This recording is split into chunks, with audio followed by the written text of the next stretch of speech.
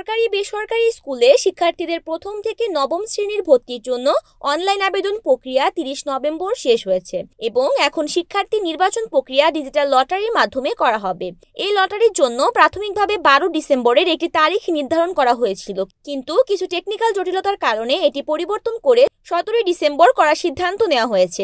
লটারির অনুষ্ঠান আন্তর্জাতিক মাতৃভাষা ইনস্টিটিউটে অনুষ্ঠিত হবে। গত 12 নভেম্বর থেকে 30 নভেম্বর পর্যন্ত আবেদন করার সুযোগ ছিল, যেটাতে সরকারি ও বেসরকারি মিলিয়ে প্রায় 9,83,539 জন শিক্ষার্থী আবেদন করে। এর মধ্যে 6,35,072টি আবেদন সরকারি বিদ্যালয়ের জন্য এবং 3,48,467টি বেসরকারি বিশ্ববিদ্যালয়ের জন্য জমা পড়েছে।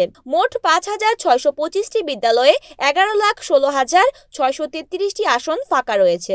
সরকারি বিদ্যালয়ে 680টির জন্য 1,08,716টি আসনের বিপরীতে 6,35,072 জন আবেদন করেছে। এছাড়া বেসরকারি 4,945টি বিদ্যালয়ে 10,07,673টি আসন শূন্য রয়েছে, যেখানে 3,43,467 শিক্ষার্থী আবেদন করেছেন। ফলে এই প্রক্রিয়ার পরও অনেক বেসরকারি স্কুলে আসন খালি থাকার সম্ভাবনা রয়েছে।